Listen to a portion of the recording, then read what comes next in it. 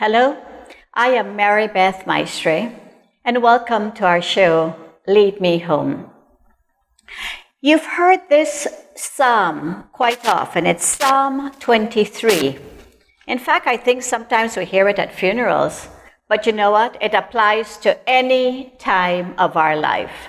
So I'll read it to you, listen to it. I know you've heard it, and let's break it down for some of the words God has given us in this particular psalm. So let's listen to it. It says, the title of it is The Lord, Shepherd and Host.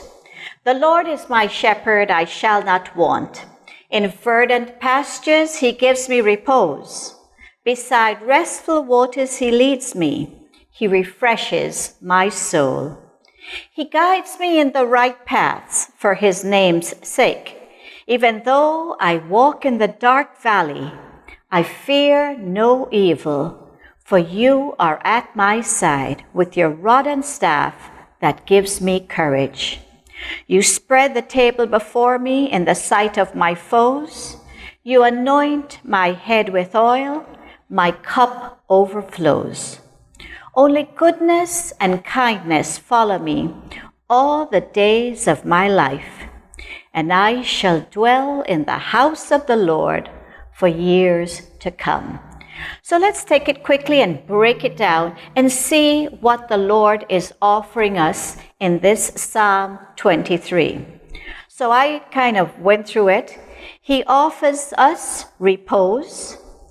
He refreshes our soul.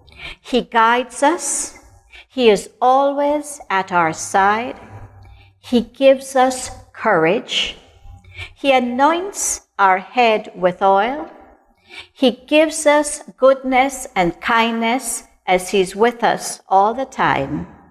And he allows us to come to dwell in his house for years to come. So you can see why some people love this Psalm 23, and it's probably the most popular of songs. If you ask anyone, give me a psalm, chances are it's 23, because it is so powerful. So as I introduce my next guest to you, she has chosen also this psalm to take her through her life, her ups and her downs. We'll hear more about this in her life story and how this became her go-to psalm for good times and for difficult times. I now introduce my guest, Miss Melissa Gallego. Thank you, Melissa, for being here. Thank you for having me. Okay, Melissa. I'd like to just go through a little bit about your history, where you're born, parents, schools, jobs, and your faith. Where is your faith? So I let you go ahead and get started. Well, I was born in Belize City to Janice and Cyriaco Gallego. From very early, my mom was a praying person. So I grew up in the Catholic faith. I have two sisters, one older and one younger than I am. And throughout our school life, and even at nights, they would come together, both my parents would come together, and we would say prayers at night, and we would go to sleep. So there was never a night that we did not go to sleep without prayers. Oh, beautiful. Yeah. I attended Holy Redeemer Primary School, and throughout that period, the persons that touched my faith was Sister Andretta and Sister Mercita. Okay. I didn't have much contact with them other than they were my teachers. But the way they presented themselves, the way they treated us, you get into mischief in primary school, but they were always loving, and that really touched me. And could you see a difference between them being as nuns as opposed to lay teachers? Was there? Yes, for me, I always had admiration for the nuns and the Sisters of Mercy, the two ones that I had contact with. There was always a smile. And I always wanted that. I said, okay, they were serving God, but there was always a smile and the way they attended to everybody that came in their path. So I wanted that. Okay. Yeah. So you saw something special and different in them. Yes. Okay, so that was at Holy Redeemer. Yes. Then I moved on to St. Catherine's Academy. And at that school, I continued my prayer life. I did not question anything at that point. My mom took us to church, and that was fine with me. I just followed the rules. I did not feel any prayer pressure either. I started to pray with the nuns. I was invited by Sister Marlena in second form, and they would pray for vocations. I never really wanted to be a nun, although my friends thought I would be a nun. They thought, okay. They thought I was going to be a nun. Actually, my nickname in high school was Goody Two Shoes. Oh, okay. But I followed the rules because I thought I didn't like to get into trouble. Yes. So I followed the rules, and I said my prayers, and it was really a wonderful time for me. Even though I did not attend parties, my friends would say that, I'm not the party type, so I wouldn't be invited to their parties. But whenever they needed somebody to tutor them, they would call me, of course, and I still did it. Okay, so let's stop there. So you would tutor, you'd help them out in tutoring them. Yes. Because, let's go back, because you were fairly bright, weren't you? Oh, yes, I kept up my grades. Okay, so you had the time because you weren't partying with the rest. Yeah, probably so. Okay, so they would ask you to help with their studies, but they didn't feel like you would fit in to the parties that they were going to. Yeah, they didn't. But you said that didn't bother you, huh? No, it didn't bother me. So when they asked for my help for extra tutoring, I had no problem. I did it. Yeah, I did it. Yeah. And I like what you said. You went with the nuns and you were praying for vocations. Yes. I mean, we still do that in lots of our churches. We're still after Mass or before Mass, at Divine Mercy, I know before Mass, we pray for vocations. Yes, yeah. Holy Redeemer, I know after Mass, we pray for vocations. Yes. But at the convent, the nuns were praying. Yeah, for they were praying. vocations, yeah. And I also learned that the nuns could have fun as well. Just because you're a prayerful person, that doesn't mean that you can't have fun. Good, clean fun. And so after we had prayers, then we would break for what we call a social. And we had board games, we played, we talked, and it was a good social. So I bonded with them a lot. Yeah. I think a lot of people forget we're nuns. Nuns were once girls just like the rest of us.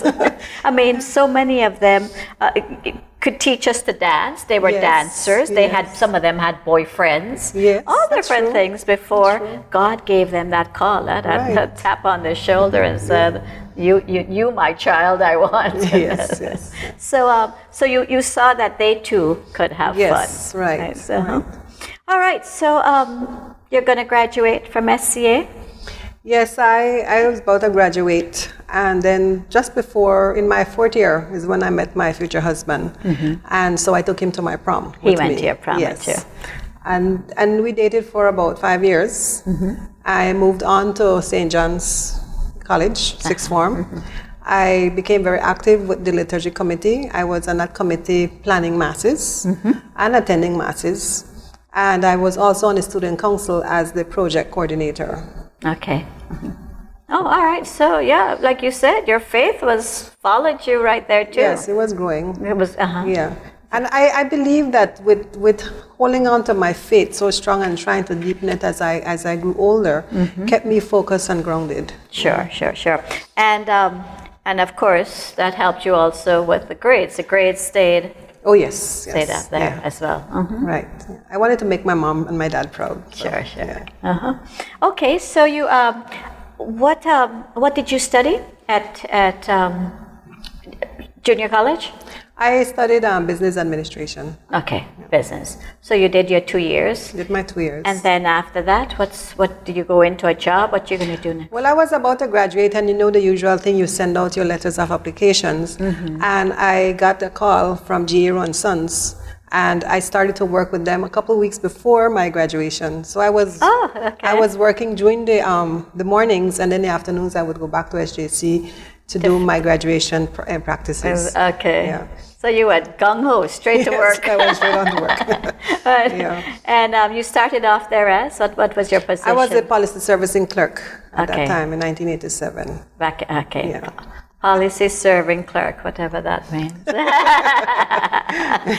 I'm sure we just call it this broad picture, insurance. Insurance, yes, it was insurance. We don't go into all these little details of all these little terms and everything. Yeah. But that's somewhere where you started. That's where I started with them. Yes. Gonna work up. Yes. Okay, so now you've graduated, you're courting, you're now working. What's the next step, of course, was going to be? Well, 2 years later, after I graduated, I got married. So in 1989, I got married.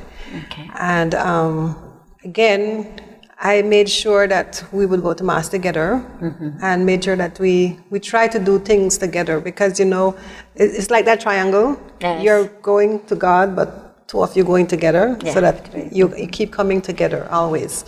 And we did that for a while. And of course, you had challenges along the way. The kids come along? After I was married, I got my first child 2 years later, Karina. And then in 1996, I had my second daughter, Kelsey. Okay, so two girls, Karina and Kelsey. And Kelsey. Yes. Okay, so you're continuing working, life continues on, you're raising kids, you have a marriage going, but you're going to have a sort of a pivotal point, health-wise. Yes, right. Tell me about that. Yeah, my daughter was just 2 years old, so in 1998. This was your youngest daughter? My youngest daughter, yeah. In 1998, I was 31 years old. And you know, you do your usual medical checkup. And my pap smear came back abnormal. So I had to do a colposcopy. And that showed that there was dysplasia of the cells, saying that I was like in the beginning stages of cervical cancer. Okay. That was a bombshell. Oh, I could That's like imagine. a death sentence. At that age. Yes, yes. At that early age of 31 years old. Huh? Yeah. With a 2-year-old daughter. With a 2-year-old. The youngest yes. one. Yeah. And so we did the biopsy, and it came back saying that I needed to do a hysterectomy to get rid of these cancerous cells. It was a little bit of back and forth, you know. It was something to think about, something to pray about. That's when I reached out to my God. And I said, you know, whatever it is, as long as He's with me, I will be able to face it. But of course, my mom is a praying mother. And she sent out the message to every single body, pastors, my sisters, pastors in the States. You know, the gates of heaven was flooded with prayers. I like that. Yeah. Thank God for praying mothers. Yes, Thank yes. God. For you mothers out there, remember, I think lots of us are fully aware of that job we have as mother. Yes. Part of our job is to be a prayerful person for our spouses and our children. Yeah. So your mother took the job seriously. Oh yes, she did. And so with that, with her support and with the prayers that were surrounding me, I made the decision. Okay, I'm going to do this surgery. So I went back to my doctor and I said to him, I'm ready to do this surgery. And he said, something is telling me to do one more test before we set the surgery date. I said, okay. So we did another test. And that test came back clean. Clean. Clean, clean, clean. And he said, that could only be a miracle. And I said, yes, that is my God. That was a prayer that flooded heaven. Oh, yes, yes. So you didn't have to have the surgery? I did not have to have the surgery. And I'm always of the belief that when God gives you healing, He gives you healing forever for that. So I would never worry about that. cervical cancer again. You know, although the doctor said maybe in another 10 years I would have to look out to see if there was any changes, but I never had that problem. Again. But you have done some checkups? Yes, yes, I had to do some regular checkups. But it was awesome. Oh, definitely. Awesome. Wow, viewers, you hear that? Yeah, and you know, people are afraid to say the word miracle. Yes. You know, and I guess for believers, I guess you're one, I'm one. Miracle is not a magic word. It is faith. It is true. Things happen, and we have daily miracles. It's just that you're not seeing them on the news and you're not hearing them on the radio. We're getting all the bad news. Yes. You know, but you hear someone being shot and killed, unfortunately, but then you're not hearing those that are being healed, that are being through surgery too. Right. That other little this, like other miracles that are taking place. Okay, let's stop there. We'll take a break, viewers, and when we come back, we'll continue on Melissa's story. But be aware that definitely she sees it. Her doctor saw it, and who am I to doubt? I certainly see it as a miracle due to a lot of prayer that took place, starting with her mother. We'll be right back.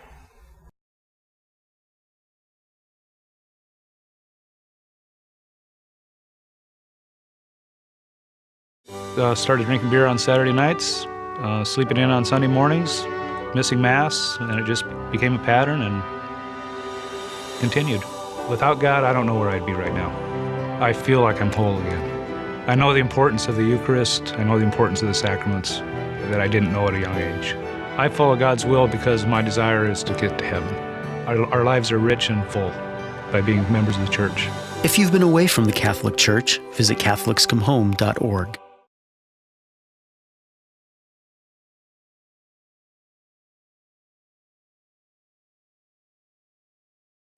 Welcome back, and we'll continue now on Melissa's story, as if she hasn't been through enough already, and you can see how she has needed that Psalm 23 for God to be there with her, with the courage, for goodness, kindness, a guide for her, but she's going to need Him even more, and she's going to need to call on that Psalm a lot more than she did before.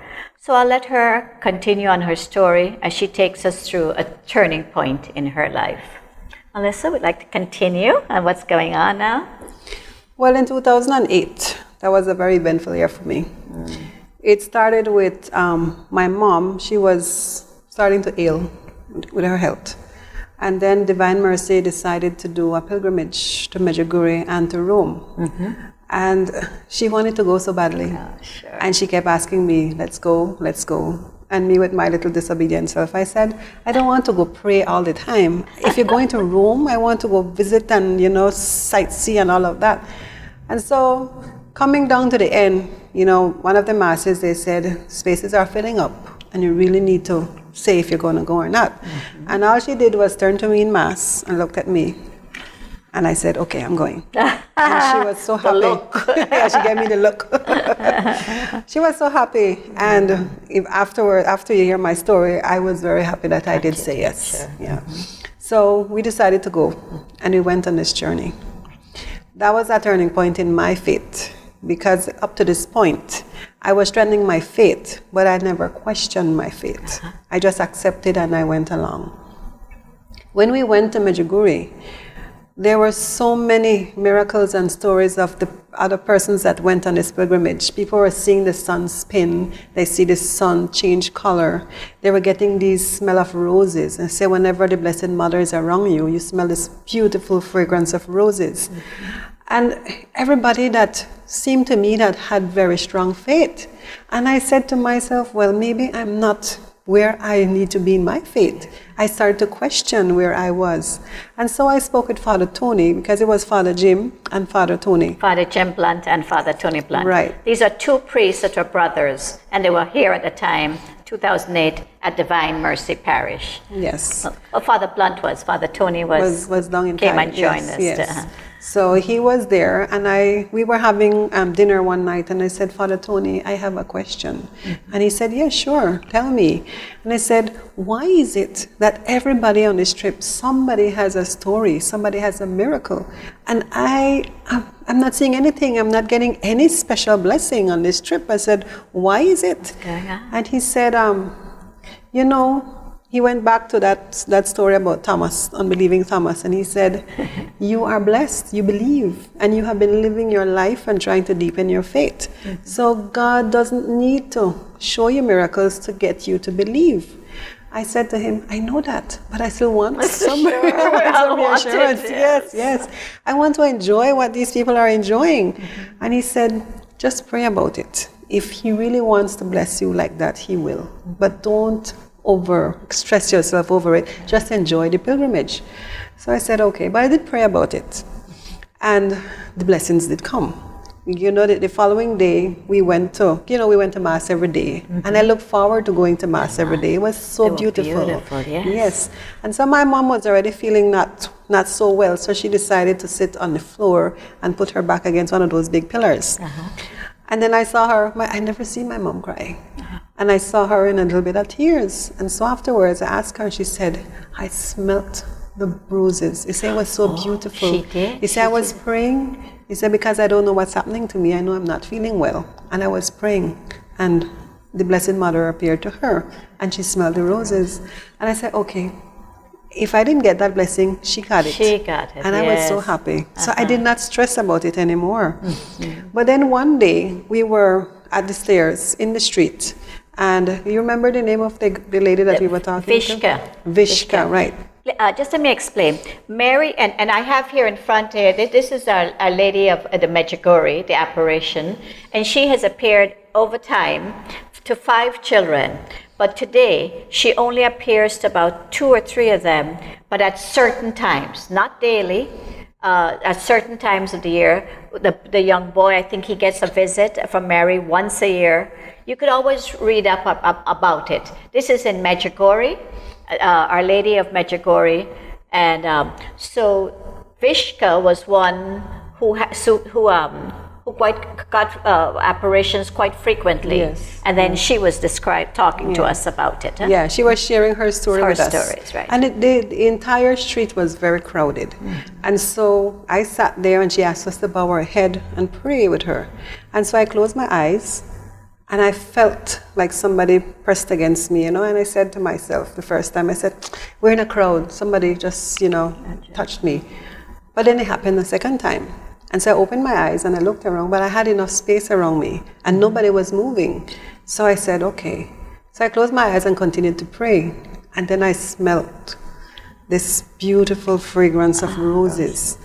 And I just said, maybe the person that just came in. Again, I was still not believing. I was asking for the blessings, and yet when it came to me, I was still doubting.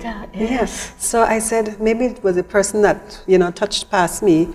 But then there was no movement. So I knew that nobody came around. They couldn't have passed through that big crowd. So I started to pray and I said, thank you, Jesus. Thank you for answering my prayers. Thank you, Blessed Mother, for letting me know that you are with me. That was so awesome. I just felt so happy, so happy. So let me just stop there a minute, because that it was a common occurrence there. So quite a few people had that smell. I was there on that pilgrimage. I did not have the smell. So I'll just tell you. So you were one of the special ones that had that smell there. Huh? Yeah. So, but I can share quickly my little miracle. We had gone up, remember, the tallest cross mountain? Yes. And the terrain is very rocky, so you have walking sticks to go up. And we were coming back down, and I twisted my ankle. A complete twist in my tennis shoe. My foot swelled up immediately. Melissa was coming behind, and you offered to carry my little bag that I had. So I limped down. I had to everyone walked back to the hotel. I had to take a taxi back. And so to make a long story short, behind the church, St. James Church, they had that healing Jesus, big metal Jesus that leaked water from its knee. And there's no logical explanation of where this water comes from. Right. So people would go and touch handkerchiefs to that water. And while I was in my room, my roommate was Miss Lydia Ramon, who was our father's secretary. So she came home. I thought I had to fly back home. I thought, this is it. I couldn't stay and disrupt a whole pilgrimage of 34 people. She came in with a handkerchief with that water on it, put it on my ankle, and slowly by the next day I was up and limping around and was able to continue the whole journey. So I didn't get the smell of roses, but I got my own miracle. Definitely so. And thanks to Melissa for helping me down Cross Mountain. Okay, let's go on. From there we're going to, so many things were beautiful about Medjugorje. I mean, everything that we saw there, the masses, confessions, lines and lines of confessions. Right. In the evening, we saw the miracle of, they would call it the sun too. The sun, Some people saw the sun spinning as well, changing colors. And just and then we were there for Divine Mercy Sunday. Oh, that's right. Yes, that was our next powerful miracle. Huh? Yes. That for Divine Mercy Sunday, and by some switch of something, Father Jim and Father Tony were able to say the Sunday Mass, and we, all the Belizeans, were in charge of the Mass. Right, we were able to partake. That was awesome. Yeah. So that was lovely. But that came to an end, and we moved on to Rome. Now something's going to happen to you in Rome. Huh? Yes. Let's go ahead with that. All right, we were in Rome and we went to the Holy Stairs. The Holy Stairs, Yeah, okay. the Holy Stairs. And when we got there, I was excited because they said this was the actual stairs that Jesus walked up to when he went to get judged by Pontius Pilate. All right. So that was pretty awesome for me. Yes, You know, my mom and I were very excited. But when we got to the base of the steps, it was, I think it's 28 stairs up. Either that or 30 something. Yeah, but it was a lot of stairs. Quite a lot of steps. Yes. And then I noticed that people were going up on your knees. Yes. And I said to my mom, but my knees hurt when I kneel, so I don't know that I want to do that. But my mom was in a lot of pain. Her right leg was already, giving her a lot of trouble. And so to kneel would have been even more painful than what I would experience. But she didn't question. She said, okay, I'm going on. You decide, I'm going on. And she went without me and she started to go up, struggling, but she was going up. And that's when I started to question, is this really the stairs? There was so many questions that passed through my mind at that point. So not only you though, please understand. I think quite a few of us, for this is such an experience. All of us had some questions. But I guess in my own disbelief and questioning, I was being a little bit disobedient, to my faith. And then I heard a voice say, kneel. Kneel. But it was so strong and powerful in my ear. I just kneeled. I just knelt. And as soon as my knees hit the stair, the first step, I smelt that strong smell of human blood. And that stayed with me throughout, going up the stairs on my knees. And there are about 4, they say, that are drops of actual blood from Jesus that is covered with a glass. And at every one of those, I put my head down and I prayed. And I actually wept because I was so disbelieving. But just that feeling that came over me when I actually surrendered and I went up those stairs on my knees. Of course, my mom was already around the corner waiting for me. She's way ahead of you. Yeah, and as soon as I ran down the steps that were to the back, I went to see Father Jim. I said, Father Jim, did you all smell that? And he said, what, my child? I said, the blood. And I was questioning people around me and nobody smelled it. I didn't smell any. So he said to me, when you surrendered, Jesus blessed you. You got that strong smell of blood. That was awesome. It had to be, yes. And whenever I think about it, I still get cold-seed. It was a blessing. That was a blessing, huh? And so you're going to see later on in your life how this pilgrimage helped you in your faith for what was yet to come. Yes. But again, let's wrap up this segment by saying some of the lovely things we did while in Roma. First of all, seeing Pope Benedict, because we went for the Divine Mercy Congress. Right. And seeing Benedict, right there, Pope Benedict, we had tickets. So in the opening, we were outside, but the closing, we were inside. Remember, we've got a whole section. And we were so close to the front. So close to him. I was on the second pew, and I'm watching on the side Pope Benedict celebrating Mass. It was pretty cool. But that was just amazing. It was. And then not only that, we went to the Congress, the meetings in the mornings, but every afternoon we had trips. Yes, trips we did. To Assisi. St. Francis of Assisi's place, where we saw the basilicas of Francis and St. Clare. We went to Lanciano. Yes, we did. For the Eucharistic miracle. Right. And of course, Father Jim was St. Benedict. So we went to Subiaco for the cave and the monastery of St. Benedict. What an experience we had there.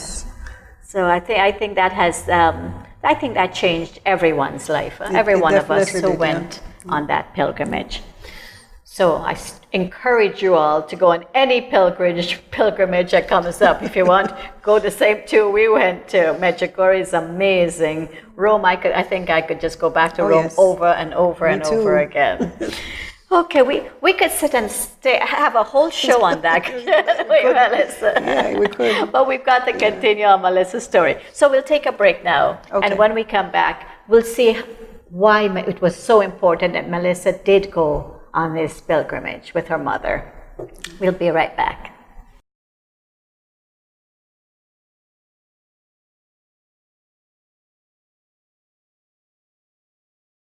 Started drinking beer on Saturday nights.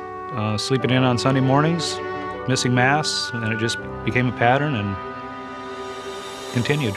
Without God, I don't know where I'd be right now. I feel like I'm whole again. I know the importance of the Eucharist. I know the importance of the sacraments that I didn't know at a young age. I follow God's will because my desire is to get to heaven. Our lives are rich and full by being members of the Church. If you've been away from the Catholic Church, visit CatholicsComeHome.org.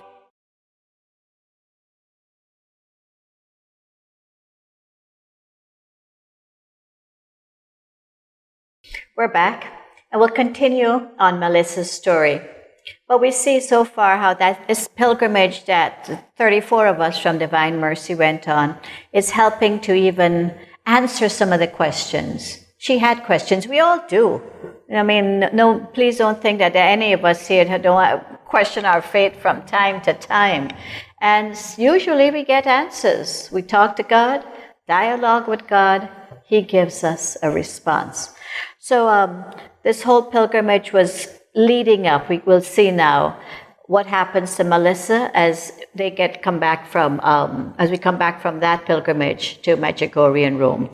So let's continue on now. Like you said, your mother hadn't been feeling too well, but she was gung-ho. She went through the whole thing. Yeah, she did. Just in Rome, she went on. Did she go on all the trips? Yeah, she did. All the trips. So She made every single one. boy, she knew what she was doing. Yeah. She suspected something, I suppose. So we let you continue on that story.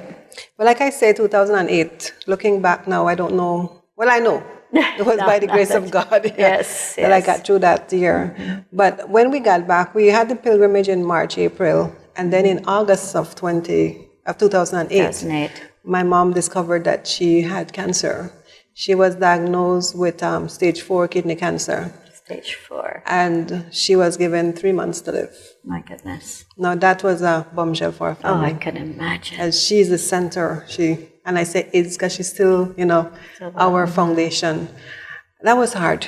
It was hard to deal with. I can imagine. Yeah. But through that whole time that she called the family together to tell us, the news, she kept hold of her faith. And that is what kept me strong, because she was very strong in her faith. Mm-hmm. And she said, whatever it is that I have to go through, I have my God and I have my family. So she asked us, do not, be crying around the place or anything. She needs us to pray. Uh-huh. So she kept us together throughout her illness. And then she took chemo and radiation for 6 months. And after that was just killing her up. That just made her feel worse. Mm-hmm. And so she decided, I won't do this anymore. But remember I said that she was given 3 months to live. So in December, because my sister was living outside of Belize, she was in Chile, and so everybody was there for Christmas, because we thought it would be her last Christmas with her. And when she went back to Merida for her results, she was in remission. Oh. And that was... And that's after she had quit. After she had quit, she had the quit, chemo. and they told her that that was impossible. That Mm-hmm. would not happen because she was so advanced in her cancer. But she was in remission, and she never did go back to have radiation or chemo. Okay. And she lived for 2.5 years after that prognosis. But that same year, I also found out that I needed major surgery. You yourself, oh my goodness. So I had to make a decision. Mm-hmm. And when she decided to do the radiation, it was in Merida. And so I had to do my surgery. I wanted to be beside her. So I know if I did my surgery in Belize, I would not be able to travel. Because after that surgery, I would not be able to travel for about 2 months. Mm-hmm. So I decided to go to Merida with her, with a doctor that I never knew, to do something very major. And so that took a lot of faith. And that 23rd Psalm was what kept me going. I kept, repeating that and holding on to that promise. Mm-hmm. And then my marriage also ended in 2008. Mm-hmm. So it was 3 major things that I was dealing with. Yes, definitely. So like we said, you see what you went through in 2003. I mean, talk about blows. Yeah. So maybe that was the pilgrimage was that was preparing us, a preparation, giving us that support for what was going through. Okay, so let me go back. Melissa also gave me another Bible verse that I think is quite important. This is Philippians 4, verse 13. I can do all things through Christ who strengthens me. And another Bible said, I have the strength to face all conditions by the power that Christ gives me. So 2 words jump out at me, strength and power. And that's what it took for you to get through the year 2008 and to move on. Wow. So, so you're going through this, and your mother finally passes, you said? Yeah, she passed away in 2010. And because I was attending to her, I was her caregiver along with my dad. I did not focus on my marriage ending. And my health, I just got better and, recuperated. You're healed from that, okay. But I didn't give any thought to my marriage ending. And after my mom passed away, I was then grieving for her and then grieving for my marriage. Of course. And so I went into depression. I went into depression for about 2 years. Wow, yes. And nobody knew. Nobody around me knew that it was happening. No, people don't know, yes. Yeah. People kept asking me, how are you? And I said, oh, I'm fine. I was always fine to everybody. But, getting out of bed, all of that. But I never lost my faith. Beautiful. And I think that's what kept me going and not allowing me to sink to that point where, some people, unfortunately, give up completely. Or turn to alcohol or something else that's going to... I just cried out to my God. And I had a lot of talks with Jesus. Oh, I can imagine. He was my best friend, and then I railed up, I complained, I cried, but he was always there carrying me through. And so after that depression, it was a really dark place to be, very dark place to be. But I thank God that I managed to get myself out of that. Yeah. So for those of you who are in that place right now, or have been there, or can sense it coming on, please listen to Melissa's words. It is a dark place when you're going through so much and you feel that no one can help you. You have friends, you have some family, you sit with them for a little chit-chat, but unless you have that God behind you, to be that friend of yours at that time, like you say, to cry out to Him, to let Him know what you're going through.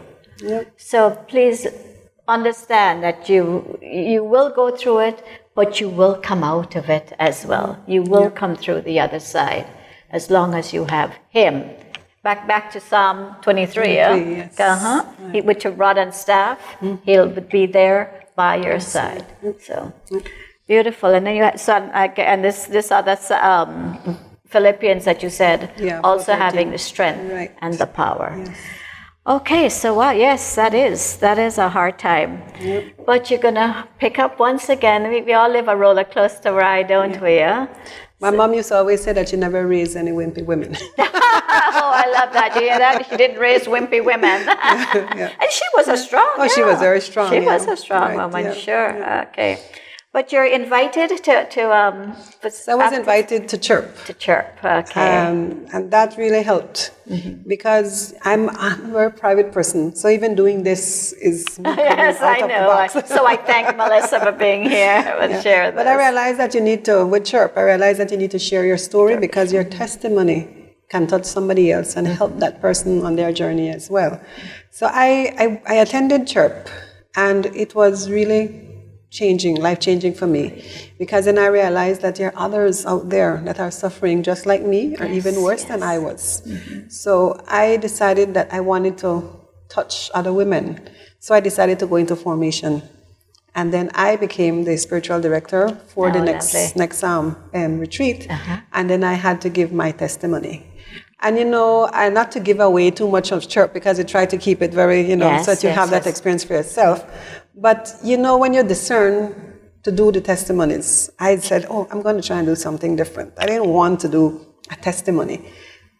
But then when you get to the place where they tell you, you need to pray and you discern what God wants you to do as part of that formation, I ended up giving my testimony. So God gave you a tap on your shoulder. Again, He reminded me, yes, this is where I need want you to speak to other women. And so I did, and people came up to me after my testimony and said how it touched them as well. So I have learned that you go through experiences, sure, and the way for you to help others to go through theirs is for you to share it. To share it. God allows us to go through these things so that we can share it with others and help them along on their journey. And so that was church for me, and a lot of women, it is a turning point in their lives. Yes. Because it's a different type of retreat. It's not the same retreat you go every It's not the regular retreat. And viewers, I've mentioned this. Chirp, remember I said Christ renews his parish. I've had several women that have come on the show, and it has been their big turning point. Yes. So yet, you've had several turning points in your story, but that was another big one to help get you focused once again. On, especially after your time of depression, yes, you needed some of that, and it allows you, if you let other women in, you develop really fantastic friendships and friendships that are spirit based, spiritual women, because we have to make sure that when we have friends, people that you speak to are going on the same journey like you, because when you speak from your deep inside, your personal things, you don't want that to be out. No. So you have to speak to the proper people. And that's one of the things, everything that's shared is very personal and stays right there. Yes. So that's the beauty of it. Yes. And that's where the woman feels she can let things out. Right. Because she knows she has a friend, like you said, a good friend in the person. So I have several good friendships from as a result of church. There you go. You didn't need the friends from SCA. No. Those were superficial friends who wanted the party. Now we have good, deep, and this is what friendship is all about. Soulmates, soul friendship. Right. Okay, so life continues on. Your kids growing older. Where are they now? They've graduated. What you said they're on. Well, I have my older girl, Karina. She has graduated with her master's in international human resources, and Kelsey, she just graduated this weekend, her bachelor's in forensic science. Oh, lovely. So she's moving on to her master's. She's going on. Yes. And that's, remind me again, she just graduated, what was she studying? Forensic science. Forensic science. Yes. Well, I hope she comes back to Belize with that. She would like to. Yes. I think we need that there. And work, what's happening? You've moved up the ladder? Well, I moved up the ladder. I'm now the underwriting manager for the underwriting department at RF&G Insurance. We have 25 members in the underwriting, and we also have 30 agents countrywide. So I do all of that. You're in charge of that. And the agents are of all over, like you said, countrywide. Yes. All over. Yeah. And does your spirituality follow you into work as well? Oh, yes, it does. I do have to be careful because we can't just push your spirituality. But people come to me not just for work-related issues. They come to me and they share their lives. And then I would say, are you a praying person? And depending on how they answer that, then I share God with them. Where you? And most of them, we have a little WhatsApp group that people say, please send me those messages. Oh, lovely. So you share God with them. So I do that with them, And just by how I treat them, being a role model as well. So I do a lot of mentoring. And that's how I share God in the workplace. Sure. And, of course, your life today. So tell me some of the things you do today within your life to keep your spirituality going. But you said some things of the past, too, huh? Like your Bible sharing? Yes. And because after church, that was pretty awesome. I said, what next? Because you have to keep growing. You cannot stand still. No. I mean, life continues. And so we approached Father Matt. He was the pastor at the time at St. Martin's. And it was 6 ladies that decided to go into Bible classes with him. And I did that for 3 years with him. Oh, lovely. So it's like reading the Bible twice, because we had to read before we go, and then we went through it again. With him, so and he explained it. So that in itself deepened my spirituality. Sure. And then he invited me to be a Eucharistic minister. And at first I had said no, because of course I'm a divorcee. And I said, but then I prayed about it. He said, pray about it. You're not living a bad life. So pray about it. God needs your hands. God needs your services. And so I decided and I prayed about it. And I felt the urge that, yes, I should say yes. So I accepted and I became a Eucharistic minister. And then I went through all the training. That's what, nearly a year, 2-year course, isn't It's 3 years. Oh, wow. 3 years. 3 years, okay. Yeah. You do the basic, then advanced and intermediate. And then in January of this year, I was commissioned as a lay minister for the Diocese of Belize. Okay. And so I continue my journey. Boy, where do you have time? Well, my girls are away studying, so in the evenings you can have time for that. I like to keep myself busy. Sure. Because if you just sit around, you just get lazy, and I don't want that to happen to me. And then I guess the regulars, of course, you're on Mass on Sunday. Oh yes, I attend Mass every Sunday, and whenever we have novenas or anything, any retreat, I still do that. Adoration, yes. I do adoration as well. So I try to keep my faith because I want God to bless me always. Oh, yes. But I have to give my part as well. I have to do my part. So I keep that up. Yeah, especially with that last line. Only goodness and God kindness follow me all the days of my life, and I shall dwell in the house of the Lord for years to come. That's what we're aiming for. That's our goal. That's our ultimate, final goal, to live with Him for all the years of our life. Eternal salvation. All right. And of course, with all of that, I'd have to always point out, so it's not like you were led back home. You were always on your way home. It was just getting deeper and deeper and deeper. And different occurrences just deepen that faith. All right, Melissa, well, you've had a full life for one being so young. I'm getting to worry. What's to come? No, God will be with you. Yes, I am sure whatever is to come, He is going to be right there with you. He will be with you. And you're going to carry your, be sure you carry Psalm 23 with you. Yes, that goes with me. everywhere you go. Yes. Melissa, thank you so much. This has been wonderful. Viewers, hearing a different story as well. Every story is different. Every story is personal. Right. It's has. But again, from every story, someone can take something from it. That's true. Who's going through it, something at one time or the other, going through something that you may have gone through. So thank you for being here with us, viewers. Thank you for being here and taking in this